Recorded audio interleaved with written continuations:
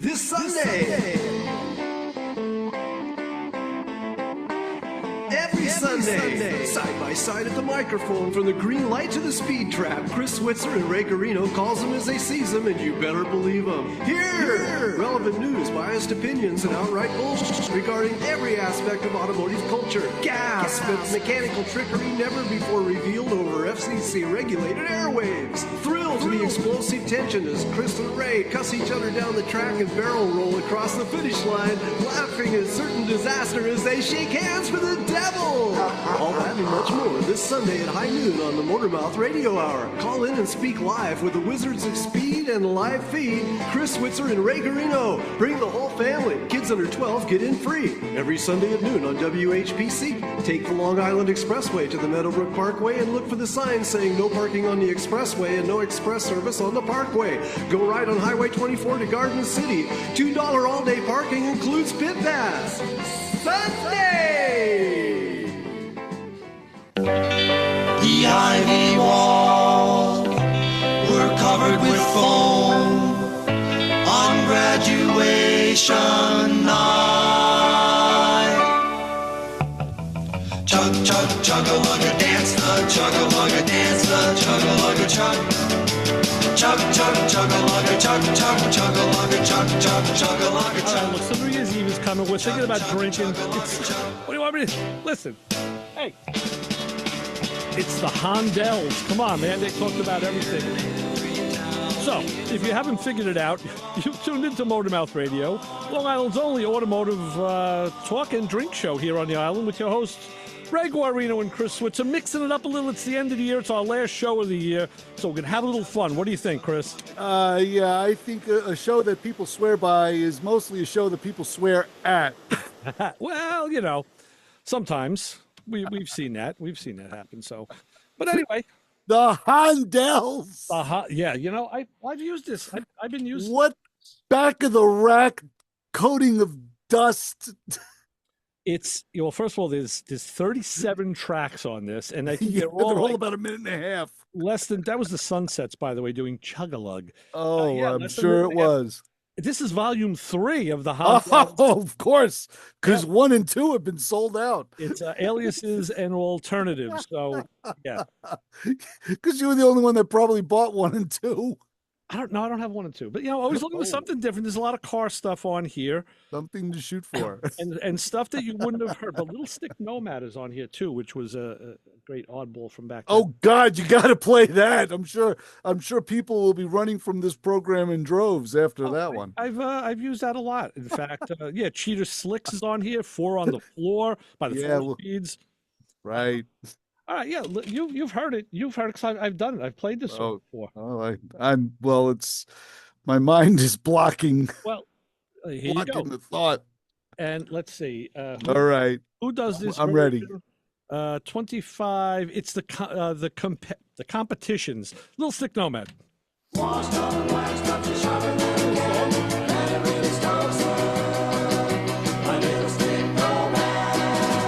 the Atlantic seaboard to the Gulf, of all the wagons, it's gotta be the most. It's just like a quick, cute little 60s ditty about car. Why does it all sound exactly the same? Because It sounded like the first song you just played. because it was the 60s. And listen, you know, even though this is a music show, the Beach Boys spurned a whole bunch of people Oh my who gosh, yes. sounded like them, right? I was going to say it doesn't even have a California sound to it. It may. It's like Oh, I think there's a little twangy, that little lead guitar sort of twangy, sort of California sunshine sound. But really, Yeah. I didn't realize there was so much of that pablum floating around in the '60s. That's amazing. Oh, yeah. Where's Don Rickles and Big Drag? Right, exactly. Where's Frankie and Annette? Listen, I have one of those CDs at home. I can bring it in. Oh God, please. No, that's no. No. So anyway. There's some days you just don't want to relive. Yeah. So if you want to get in on this fun on our last show of the year, Yes. call us at 516-572-7440 or text us at Oh, you could, yes, I'm still here. You could text us at 203-670-4127. It'll get you right in my hot little hand right here if you so choose. But yes, this could be the last show for a lot of reasons. Yeah, well, you never know, right? And of course, follow us on social media, Motormouth Radio on Facebook, X, real_Motormouth Radio on Instagram, and on YouTube, it's Motormouth Radio and Motormouth Video, where you can Right. see this show later on today, because I will post it a little later on. Watch Ray dance. Yeah, See, right. see him do the jitterbug. That's about it. So, since we just passed Christmas, and it's a topic on a lot of YouTube channels all over the place, what Yeah. to get the car guy? Christmas gifts. I figured we talk about some cool Christmas gifts. Did you get anything automotively that would help your hobbies? Yeah, I actually did. It's funny when you're asking non-car people to get you a car part, it's kind of limited in your choices because I can't ask my wife and kid to get me a new front seat for the Chrysler because that's impossible. But I did need the two cables for the tailgate on the truck Uh-huh. because of my new slick and exotic 1998 Chevy Cheyenne, which has got absolutely no options whatsoever. Zero, Yeah. zero options. So what is that? What is that? A shark tooth necklace? What is that? I'll tell you about it after you did. Oh, okay. You got your. So yeah, so yeah, I just had to get those two tailgate straps because one of them had snapped and the other one is so rusty that it Yeah. will snap at any second. Yeah. So I asked my wife to just get me those, Okay. and she did. So when I'm going to wait for the snow to melt, Yeah. and that's the first job that I want to do, and it's one of those jobs that you can do like in an hour, Sure. start to Well, finish. Wait till you try to get those rusty bolts out of yeah, you'll see. We'll follow up on this. I'm going right with the impact gun. Bum, bum, bum, bum, bum, bum, bum. All right. It's gonna be like Snap. that. Now you'll be looking at bolt extractors. Let me tell you, I've had a lot of good luck with my electric impact gun. And I just real fast, I tell the story. When I had the tracker, I had to drop the transmission pan because I wanted to change the fluid and get the filter out of there. The screen, it's a metal screen.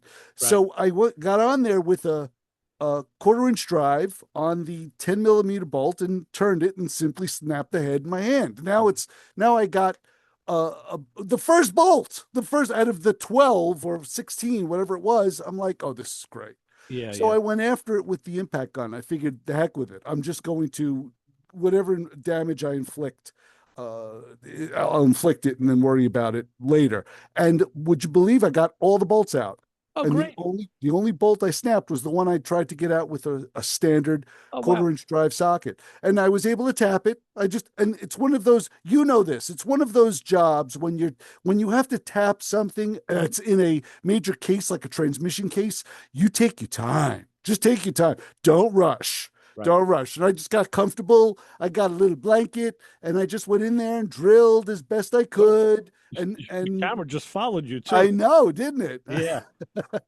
Woo-hoo. I was like, zoom. Actually, I have to just amend your statement a little bit. I think at that point, what you should have now, not that it was really wrong, but I think Right. it was a better way. The tool to use for that would be a rethreader or a thread chaser, because you don't want to make new threads. You just want to chase the ones that are in there, and they sell Well, rethreading kits. Or What I did chasers. was, agreed. And what I did was I used small drill bits. I took a chance. I used small drill bits and I went into Oh, the yeah. broken stud. Right. And I just kept getting bigger and bigger until I actually was able to Okay. see the threads.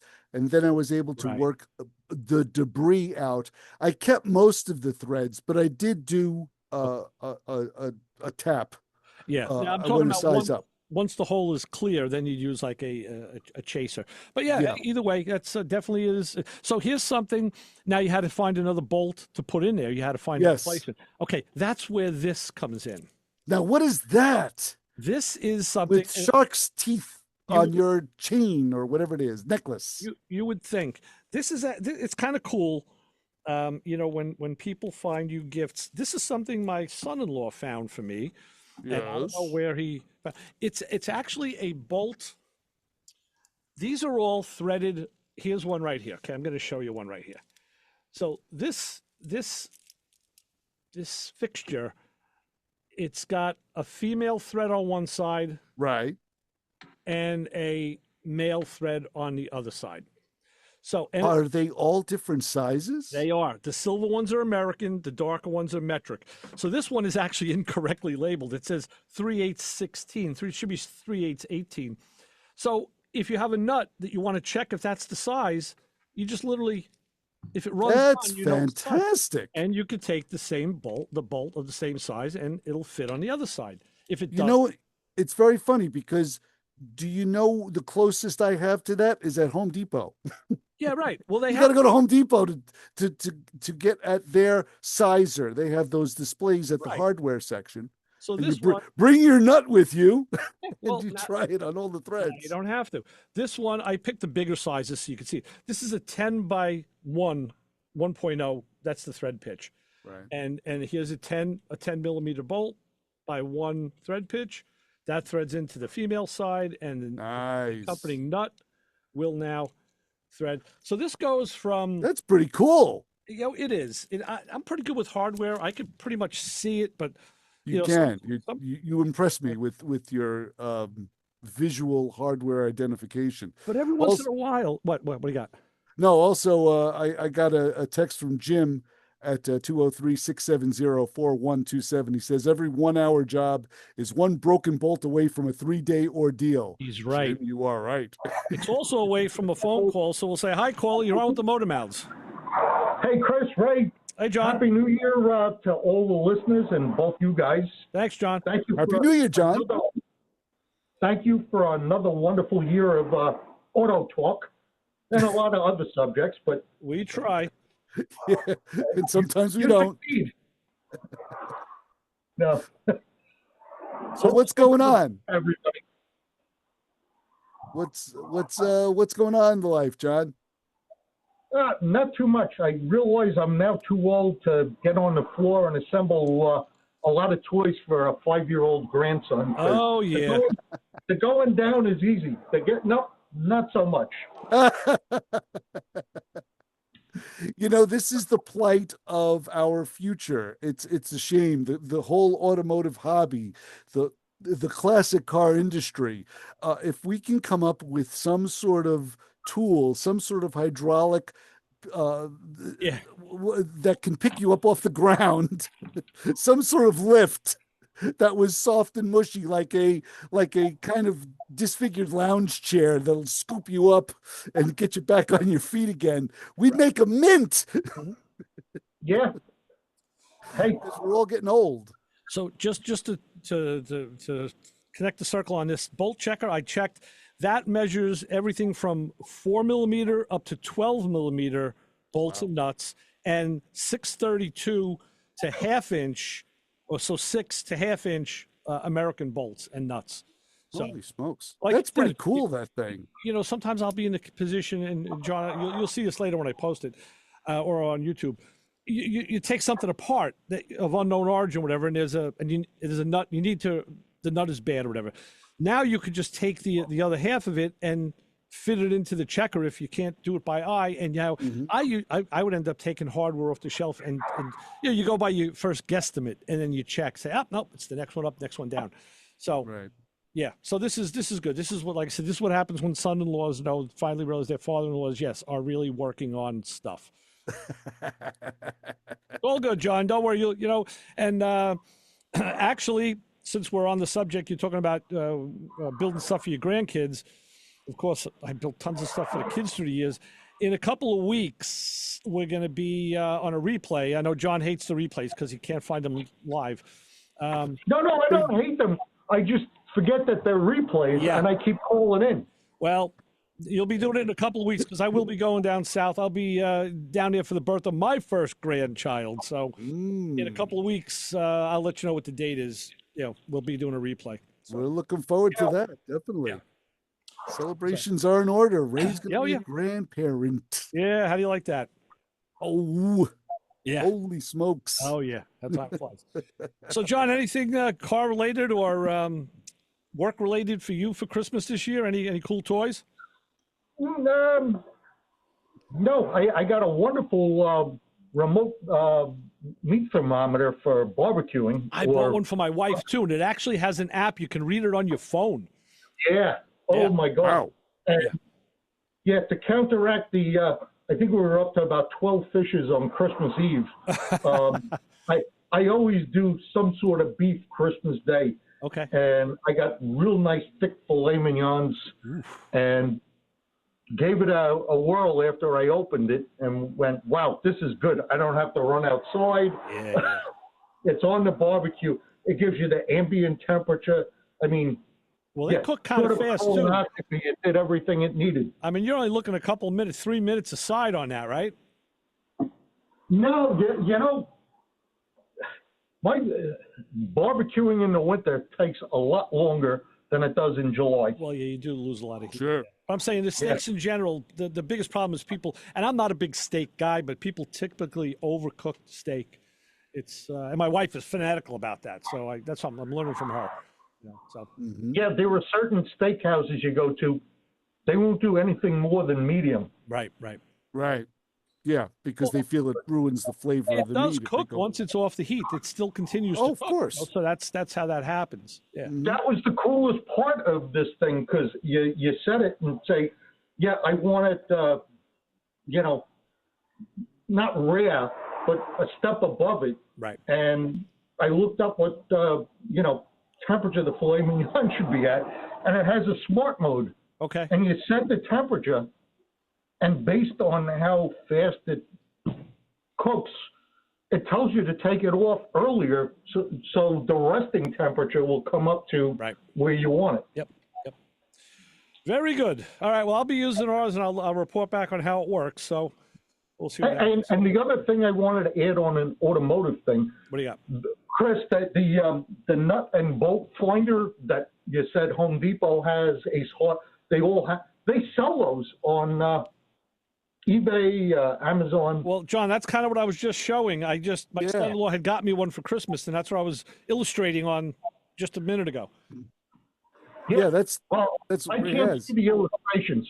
Yeah, I know. Well, you know, when you go, if you check this on YouTube, or I'll put it on the weekly post too. It's great. And this one's on a cable with 2 loops. You could hang it on a pegboard hook. I had it hanging around my neck. You could put a little, yeah, carry it around. He's going to wear it on New Year's too. Yeah, I might. Yeah, but it's a pain in the butt when you got to go to the hardware store to figure out, I need. Well, but no, if you go in there to buy the part anyway, you're there. So, in that case, it's not like an extra step. So this is good because you can determine it at your own workbench. So. Yeah, and you can call the hardware store and go, do you have stock on stainless steel? Oh yeah. Okay, good luck with that. Yeah, they'll definitely answer that question. I'll say the hardware store by me, they're even over the phone. I've had guys on the phone for 10, 15 minutes going, I'm looking. Wow. Wow. And we don't have it. That's and that testimonial, and not that Ace Hardware, they really are wonderful. They're not all alike, but the woman that manages it really. Yeah. No, I happen to have a good Ace by me too, and they probably would help you over the phone. I just usually pop in. All right. Well, thanks. Give credit where credit is due. Right. On the Very chart. good. All right, John. Thanks for that, and we will talk again soon. A happy, healthy New Year to all. Thanks, John. Talk to you. Thanks, John. Bye-bye. Be safe. Yes. All right. Very good. So you can be like John. Give us a call, 516-572-7440, or text us at. You could text us at 203-670-4127. We have a text from our own Obi Don Canoli. Oh, nice. The one I affectionately call Unc. He says, yes, thread detective. Right. Ray, you are a thread detective. Well, I had a import car horn that had a thread that you would certainly bolt it onto the framework of any foreign vehicle, and I could not find the correct nut to go on that thread. Uh-huh. Just couldn't find it. Anything that I would have in my arsenal here, I would start to thread it on, and it would get halfway into the nut before it would stop dead.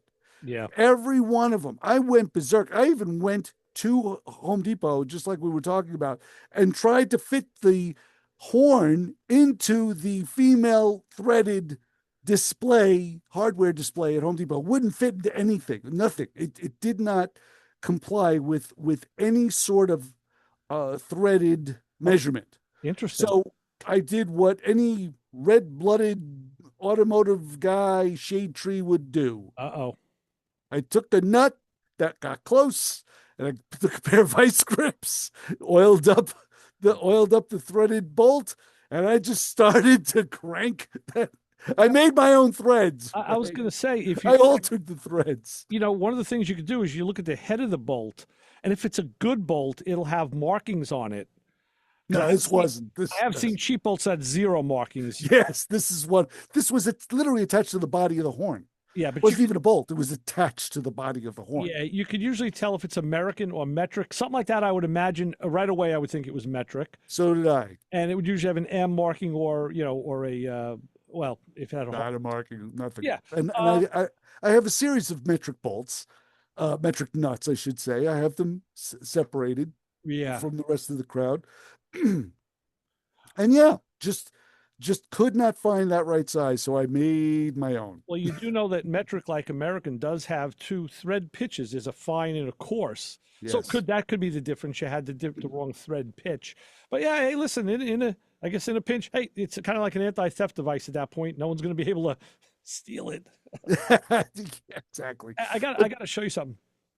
I'm always talking about Cars magazine, Uncle Marty's magazine that he had back in the 60s and 70s. I still read lots of them. Well, it got to the point in my bathroom library where I was down to the last Cars magazine. So I still have bundles of magazines that are tied up with string in the basement. I had to crack open a new one, and I didn't know what was in it because the top magazine is always turned upside down for some reason. That's how this guy stored them. Okay. So I just got turned on to a magazine that I never saw before. Look at this. It's called High Performance. Your Guide to Speed. Wow. And it's got a picture of 2 Hemis. It's got 2 Hemis, one with 2 Edelbrocks, one with 2 Holleys on it. And and you can even see it's got like cut marks in it where the string was tied so tight. Dug into it. Yeah. And I'm reading this magazine. I was checking it out today. There's some really cool stuff in it, all about, speed related. I'll put a picture of this up. I don't know if anybody's ever seen that. I wonder if got me on that one. Wondered if Billy G knows about that, because this one was from '67, so it was commensurate with the same time. I looked at the masthead. I looked at who the editor and all was. Nobody that I knew. None of Marty's guys, but and I guess he was freelance, because I did see the leadoff editorial in here was by Roger Huntington, and he wrote for Cars magazine editorially, and he also did some motorcycle stuff later. So I guess he was probably a freelance. He went across the lines. Mm-hmm. But yeah, just another cool old magazine I never knew about. So that's funny. Never know what you never saw it, never heard it. Yeah, neither did I. It's been a West Coast thing. That's a good question. Let me see if they say. It's funny, we got it. We while you're looking, we got a text from Joe the Undertaker at 203-670-4127. He says, "Never say it won't take long. The job won't take long." Saw a friend working on a car and asked what he was doing. Said he was changing the solenoid. Oh, that's a snap. And that was the next sound they heard. Yeah, right. And then the next sound after that was something we can't say. Yes, exactly. Actually, yeah, I got to tell you, the first thing here, Sanford and Schwartz and Company, was West 46th Street, New York. Oh. And they had a West Coast representative, Barnett and Hirsch, on Melrose Avenue, Los Angeles. So they, again, were bi-coastal, just like Cars. So wow. I'll have to ask Marty about that, because I'm sure that was kind of a competing magazine. Yeah. No road tests like Cars did, but it was all high performance stuff, race cars and components, and parts and all. So just another cool old magazine. So son of a gun. Yeah. Another one that you can get pubic hair in. These have been pretty clean. The worst part about these magazines is sometimes I want to continue a story, and like a third of the page is razored out because it was an ad that the guy wanted to keep, and Oh, that's about the worst I've found. And of course, covers fall off because they're so old and brittle. And that always drove me crazy. You would get to the 2/3 of the way into the article in the magazine, and then it would continue on the back. I want to ask Marty about that. In these magazines, it's very typical. You could be Yeah, up in the 20s or 30 pages, and it was always page 67. right. All right. And then sometimes All the way back. And it was one paragraph. it could be, and then you had to go to page 68 for like another column, and then 69 or 70. It's like, why couldn't they just string? Today's magazines were done so much better, I think, in that regard. Right. No, it's the truth. But actually, a lot of advertising in these old magazines, a lot of advertising for parts and things. I'm sure. That you didn't see in the later years. So advertise, because that's how they advertise. They didn't have the internet or any of the things we have today. So If you think about it, that was really one of the few areas to, get eyeballs on their product was advertising in speed magazines and car magazines. Yeah. and I guess it kind of makes sense because when you go back to the back of the magazine to finish the article, you may see an ad on the other facing page for a new distributor or ignition system. And that's why they also put they put cartoons, the little drag cartoons down there, like at the bottoms of those pages. Some really cool stuff. So Every square inch yeah, of real estate had something to it. absolutely. Something to it. Hey, just want to take something totally unrelated. With this snow that we've had here in the Northeast, I just want to remind everyone, clean your roof, please. Yeah. Clean your roof. I saw a guy today coming in on the Meadowbrook, the roof and the hood. And and I get next to the guy, I look over at him, and you know what? He just looked arrogant. He looked like one of those guys like, I ain't got time to clean my hood. I ain't got a snow brush. Right. I'm up here from Florida. What do I know? Some young strapping guy. I could understand if it's like a little old lady that's 4 foot nothing. I get it. I understand that. They She can't do clean it. their cars. Yeah, you're probably right, but just get a broom. Listen, Get a broom. I've seen those women in your neighborhood, especially your old neighborhood. They're out there with the broom. They got the hose. They're doing it, cleaning. They're sweeping up, and they're taking care of the edge on the grass with a pair of scissors if they have. I've seen them. I know the women. I know. I think I know someone personally. It straps on the leaf blower and goes out there and blows the snow off when it just settles. It's got to be that fine granular. It can't get warm. Yes. It can't get packed. Right. Goes out there with the snow blower. That's smart. Yeah. The leaf blower, I should say. It is when it's light. That's a perfect way to move the snow. Yeah. Yeah. Pushes it right out. Yeah. Brilliant. I won't do it. So I tell you what, we're getting to the bottom of the hour. We'll take let's take our break. Where is my copy? Oh, get the copy. Find the copy. Yeah. The copy. Find the copy. Take care of business first. I will look out the WHPC weather window. And what do you see? I know there are HPC weather forecasters powered by Pantano's Gourmet with locations in Hewlett and Uniondale. Yes. There we go. So today, partly cloudy skies this morning. It was cold. It'll become overcast during the afternoon, high of 37. Nothing's melting yet. A little bit. Tonight, light rain. We're going to get some rain. Light rain early and remain cloudy with overnight showers. Now, this was odd. Tonight's going to be low around 35.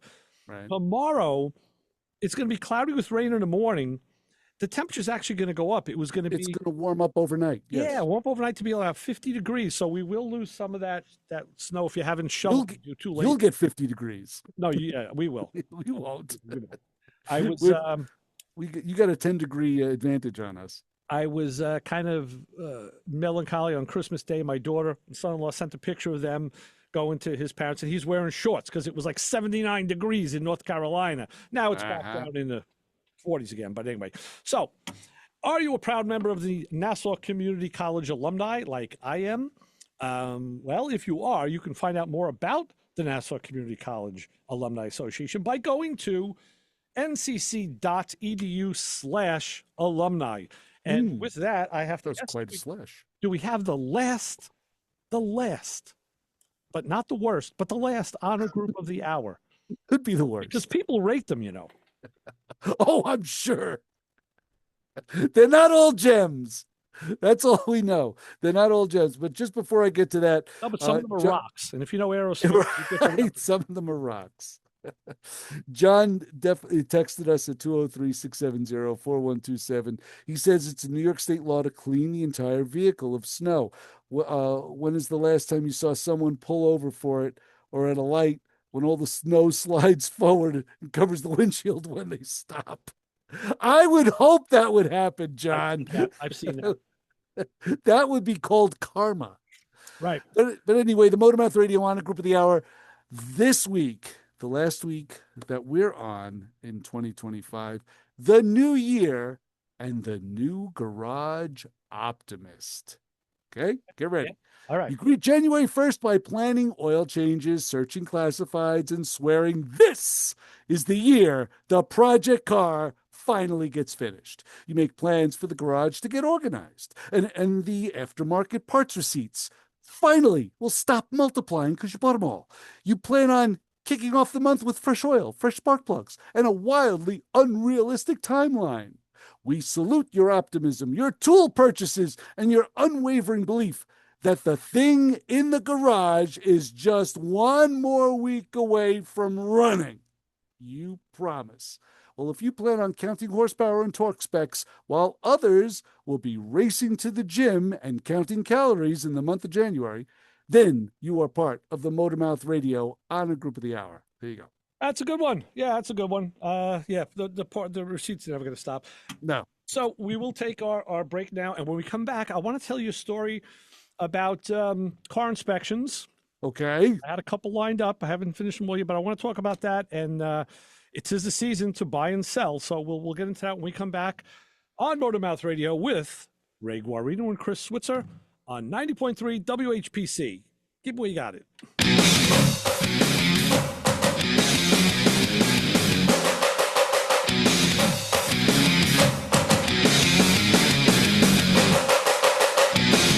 My name is Carl Anthony with Automoblog and AutoVision News, and you're listening to Ray and Chris on Motormouth Radio, WHPC 90.3 FM.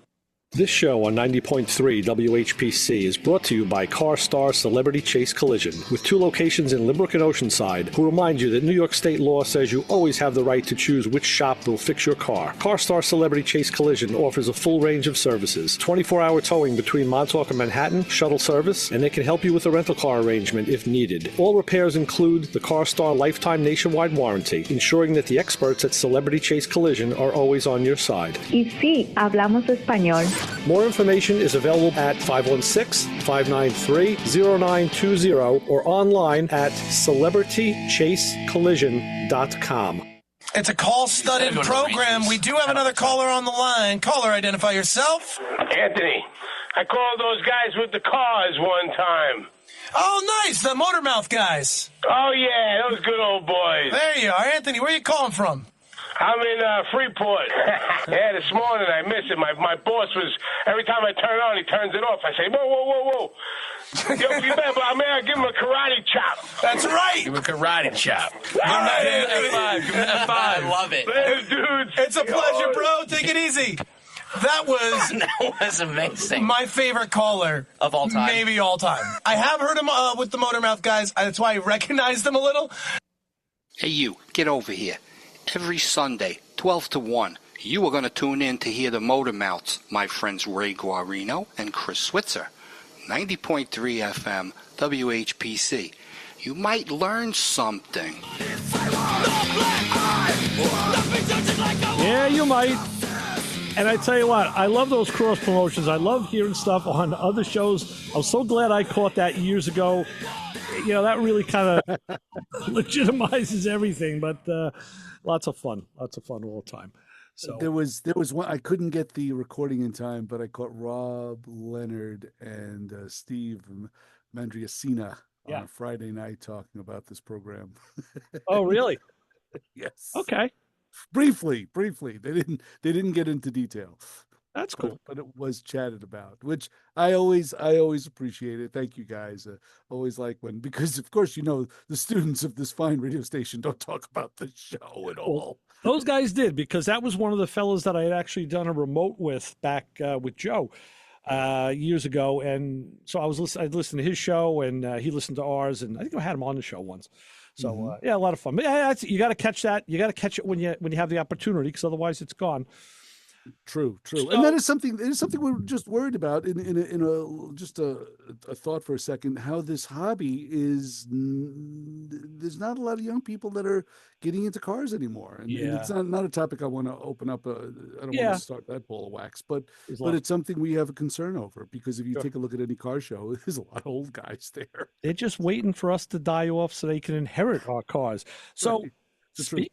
Speaking of cars, I do these car inspections, the pre-purchase classic inspections, and I felt it in my bones around right before Christmas. I said, you know what? It's cold. I know I'm going to get a call to do an inspection in this weather. It's gotta. Well, I got two, not one. I got two. One. You got two of them. The first one, and it was like the gods, heard me, because the first one was a 1970 Camaro. I was like, and I love those cars. Something you know quite a bit about. I really miss my 71. And then the follow-up call was actually, they said it was for a 69 Camaro. It ends up being a 68. Oh. The interesting thing is the first one is at a shop out east. Yeah. And the other one is only about a town away, I think, at a guy's house. Okay. They're both blue cars with blue interiors, small block automatic cars. Right. Both have vinyl tops. One is white, one is black. And I found out through the company, they're both being looked at by the same buyer in Connecticut.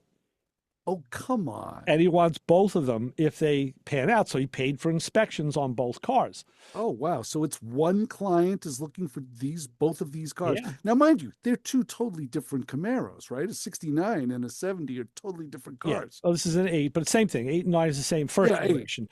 So right. First gen. They first gen, second gen. But that's why he wants to, bolster his early Camaro lineup. I don't know. Sure. I don't know. I don't never get to know the other people involved, and I don't need to. Right.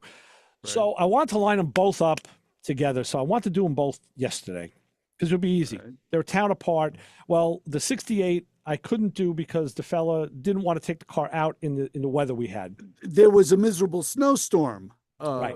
Going on yesterday here in the Northeast. Right. But the fellow that had the 70, it's at a shop that I've been to before, a well-known shop here on the island, and he had no problem. He says, listen, I said, well, we may have to postpone because I know that you have an indoor, I can look at it inside. They really want me to take photographs outside, which may or may not be available to do, but more so they'd like a test drive. Now, not every car gets a test drive, because if a guy, like say a private owner has the car and it's off the road, there's no license plate. So you can't test drive it. Right. So there are conditions where you can't do it. In this case, the shop has a dealer plate, but the owner had no problem. He goes, we'll take it out. He goes, the highway, the road's going to be dry. He goes, I have no problem taking it out. This is the difference in a guy who owns a car and maybe built it and has that real tight ownership feel for the car. He's got some skin in the game. Yes. And this other fella had bought the car and he's looking now to sell it. And it's just a commodity to be bought and sold. Exactly. Thank you, Corvette Stingray, movie shop owner. Yes, exactly. So we did drive it. And the road was dry. It was fine. We had no problems. So I couldn't do them both, but I did this one. Right. And it's just, it's kind of funny where, the car wasn't going for a lot of money in today's market, but it is a very honest, it's kind of the ones you'd want to buy. It's funny because what was it? You said small block automatic. Yes. We're talking about a Camaro. That's it. It's a small block automatic. It's not a big block, not a stick car, not an RS, not an SS, just a. Actually, on the VIN plate, yes, he actually sent me the VIN and the data plate, so I was able to decode it ahead of time, and it shows us just a 2-door sport coupe. There was nothing but a 2-door. I think the only options on the car were, it came with disc brakes. The small block it could have had a 6, but it came with you got the 8 in the sport coupe. It said custom interior when I decoded it because it was a bit of a pattern on the seat. Vinyl roof, and that's it. No AC. Oh, I could tell you, this thing was a definite spring special. It was one of those move them out, put a vinyl top on them, move them out in March. Yeah. It was. I think I decoded the date. I think it was built in June. Oh. Of '69. Yeah. So it was. Yeah. But like I said, the previous owner who was from Connecticut, had put a Z28 spoiler on it, the small spoiler. The small one. Well, that was 70 only. 71 went to the three-piece Trans Am style, right? That's the first thing I think of is the three-piece Trans Am style, and I was going to go. Bleh. I liked it. I had that on my 71, and I liked it. I think it looked better on the car than the small one, but regardless, so the spoiler was added, and the paint didn't match. Because it wasn't painted at the time of the car.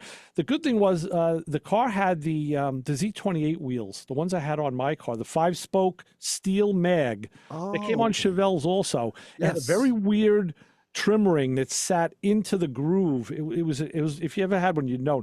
But the spare in the trunk was a Rally Sport rim, which was just with the 5 slots. Yes. So I'm sure that car didn't come with those rims. It was probably a hubcap car, and I would definitely. But they look great on the car. Someone had done some suspension work and done some bushings, so the car sat pretty nice. It was nice, and it was a great driver, and it started right up and ran. Beautiful car. It's, I said to him, I was thinking I should buy the car because his price was not that. I mean, he was in a very, very competitive price zone with this car. Okay. So he was just looking to move it. So. Yeah, so it was kind of funny. I smelled an inspection in the air, and I got 2. Now I got to get in touch with the '68 owner tomorrow and see if I can. I want to knock that one out before the new year. What did you notice about the car that was? When you say it's an honest car, what made it an honest car? Just the general. I knew right away the general overall condition. It was clean. The vinyl had no bubbling, no signs of rust. You could tell it was an original vinyl. All the trim was there. Yeah, and the things that were right at the back window, right at the Dutchman panel, between the back window and the trunk. Nothing.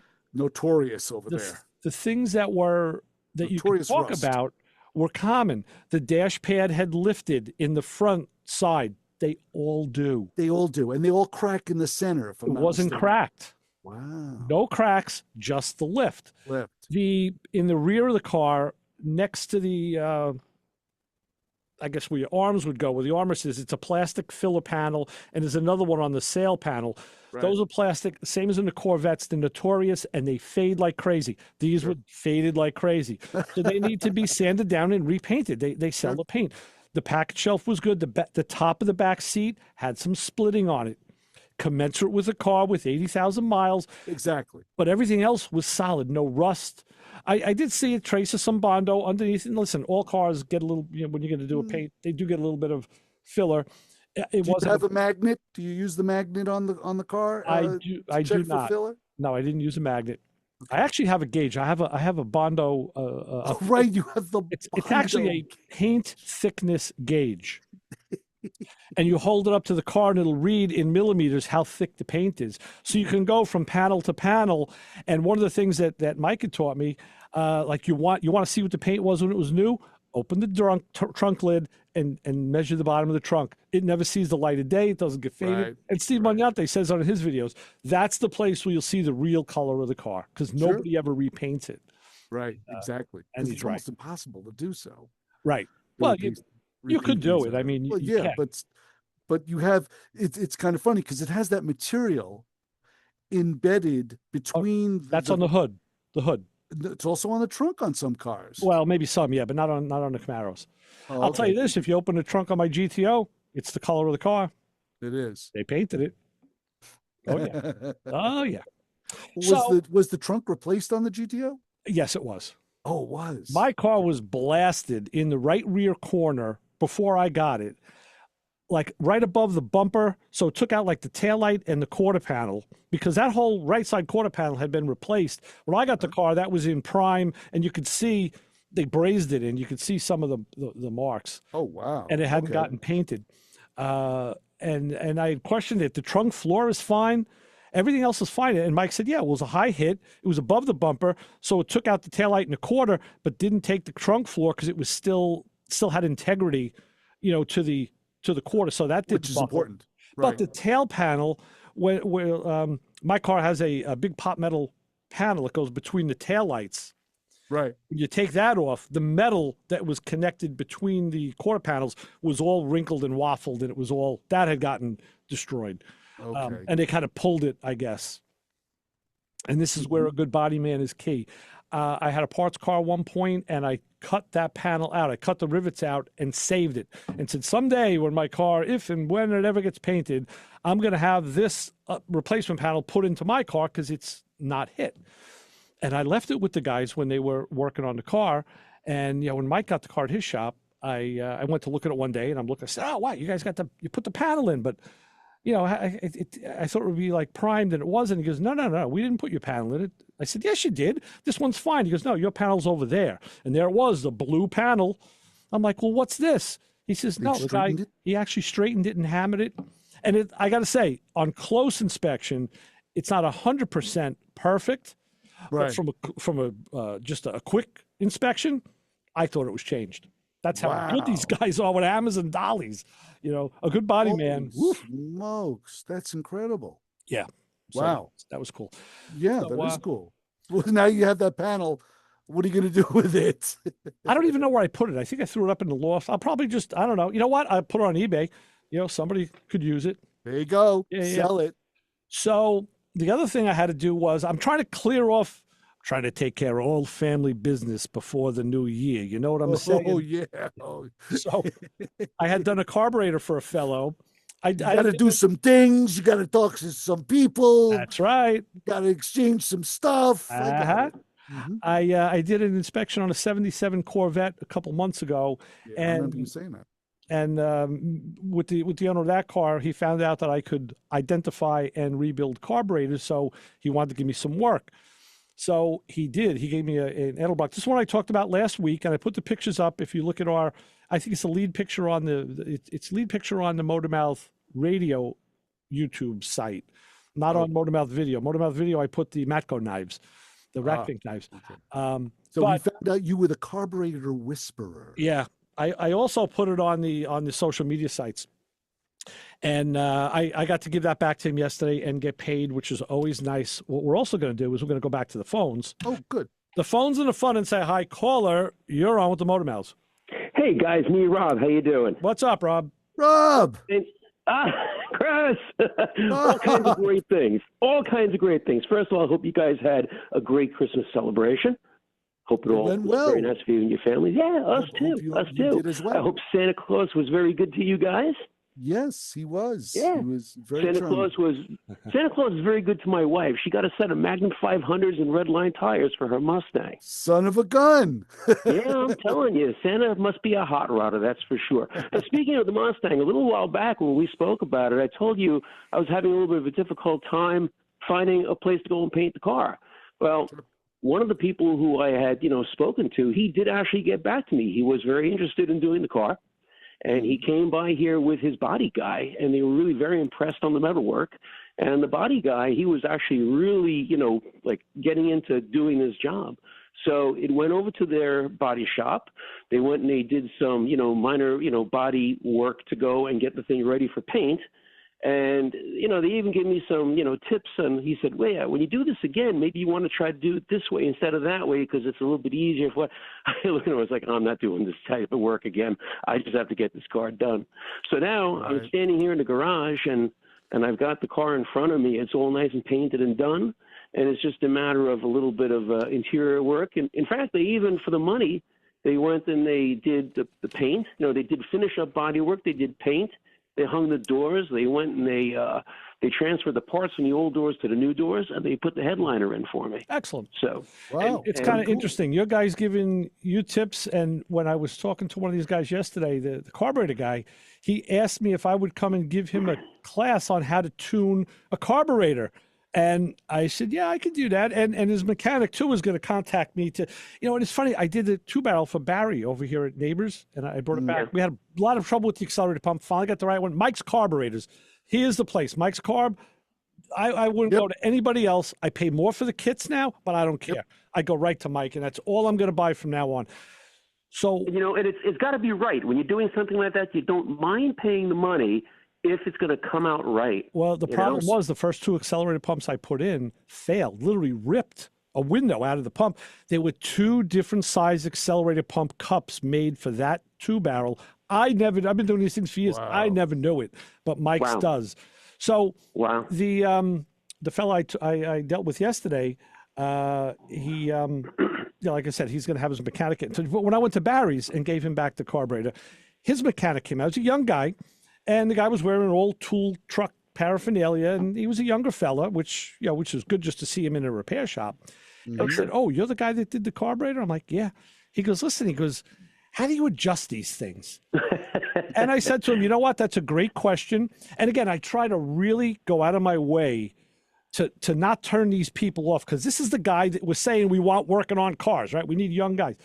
So I said, "Okay, in your world, everything is fuel injected and computer controlled." I said, the car reads the air coming in and the temperature and can make air fuel adjustments. And I explained to him how to make the air fuel adjustments with the needle valves. I'm not going to go through it now. I said, you're the computer in that case, going by ambient temperature and everything else, humidity, and using your gauges. I said, use a vacuum gauge and use a tachometer. I said, once you set it, it's done. I said, now the car goes out, and think about it. I said, with a Holly carburetor especially, when the weather changes, it's rainy or it's dry, I said, that carburetor wants a different air fuel mixture. And I used to go out and adjust mine regularly. I said, computers do that now for us. I said, now, let me ask you this, Ray. When you adjust the carburetor, are you using a vacuum gauge besides, tuning by ear, or no? What I just said, Rob, I use a vacuum gauge and a tachometer. And the reason is the vacuum gauge I found reacts faster than the tachometer. The tach will lag a little bit because it almost like you make the adjustment on the carburetor and the engine almost has to sense it before the RPM can go up or down. The vacuum is immediate because you're playing with the air fuel. Timing will affect that too. You have like mechanical advanced timing. It's going to, that comes into play also. Right, that's why the RPM is, you should set your base idle, which is going to change, and then you should set the timing, and then you go and do the carburetor. And and then just like with points, you always want to, after you make your adjustment, go back and check the dwell again. After you adjust the timing, check the dwell. Same thing. I tell people just make the check and see, just make sure everything is right. But a tachometer and a vacuum gauge are the ways that I do it. Well, that's precisely the reason why this old race car I'm building, this 28 banger, has a tach and a vacuum gauge for exactly that reason.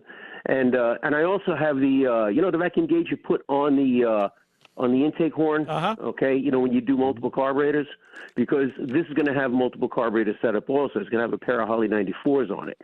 So you have to adjust the one and the other, and then get them both together. It'll be a bit of a trial and error thing, but Chris, we talked about that because they always use those on the Triumphs for the Solexes and the Zeniths. There was a name for it. It was a ball that had a meter in it. Because the guy yesterday just brought that up to me. I said, that was from the British cars. It's a manometer is basically what it is. They had another name. But they had another name for it. Because I said to him, you could use a manometer of mercury. Now I have one of those that's digital. Mm-hmm. So the modern era now, it's a box with a digital gauge that that transduces the vacuum from an analog to a digital signal. So you don't have to worry about calibration or anything. No, it's all cool stuff, but it's funny because right now I'm just working with the really old stuff, the old Mustang and the really old race car. And it's just so much fun. It really is. In fact, I just mounted the cylindrical gas tank this morning. Had to make cradles for it and all that, so that came out real nice. And I'm weeks away from having the race car ready to go, and weeks away from the Mustang. The Mustang is just put it all back together now. It's all the stuff that's been in storage, take it out, clean it off, put it in, right? I did that twice on my car. I know. Well, here's the other thing is that I did the upholstery. Okay, so now I got the upholstery, I got the foam, I got the hog ring pliers and the hog rings and all that. I'm looking at thinking to myself, do I really want to do this? I've done this type of work before, and it's really a pain. It is a pain. Right? So there's an upholstery guy right near where I work in Plainview. All right, he's been around for a really long time. So I thought to myself, let me go over there and just have a conversation with this guy. So I did, and he said, I can do your front seats, I can do your rear seats, I can do the whole thing. One day, $800. Beautiful. I was like, I'm not passing that up. Hopefully he'll no, definitely not. Right. And then I was speaking with the guy, and I said, I'm actually doing pretty good in this project. I set my budget, and I'm not underwater on it yet. I'm still under budget, and the car's just about done. Nice. He's like, no way. Don't worry, we'll take care of that for you. Yeah. Well, here's the thing. He said to me, and this is the thing about upholstery guys, he said, he says, upholstery guys, like me, he says, we're at the end of the rainbow here. The guys, by the time they get to us with their build, they're so beaten up. Now they're looking for a deal. Right. They're frustrated. They just want to get it done because, we're the last guys that they speak to. That's true. With the interior. And he goes, and I deal with a lot of people who are just upset at this point that they're just so over budget on their cars. He says it's really very inspiring to hear that you're under budget. I was like, yeah, I'm a couple of $1,000s under budget. So that. But Rob, here's a good thing about upholstery work. It's dry. Yeah. You can do it in the comfort of your garage. You don't have to deal with oil, antifreeze, transmission fluid, nothing. Okay. You don't have to get on the ground. Just cut up fingers from the hog rings. Right, exactly. Just wear a pair of decent gloves. But yeah, that's what I appreciate about. You hit the nail on the head, Rob. He was the last guy that you were seeing on this project. You're actually the last guy we're talking to because now we got to go. We're getting big. Kim is in the studio, so we got to run. So thanks for the call. In the studio. Hello, Kim. And good luck. And good luck with the project. Thank you so much, and Happy New Year, too. We'll speak to you in the new year. Okay, Rob, very good. All right, take care, guys. So long. All right, yes, we are going to get bit in about a second here by Kim. So any closing words for the year, Chris? Do you have anything you want to say prophetically that you didn't get to say, that your family wouldn't listen to? Because we know that.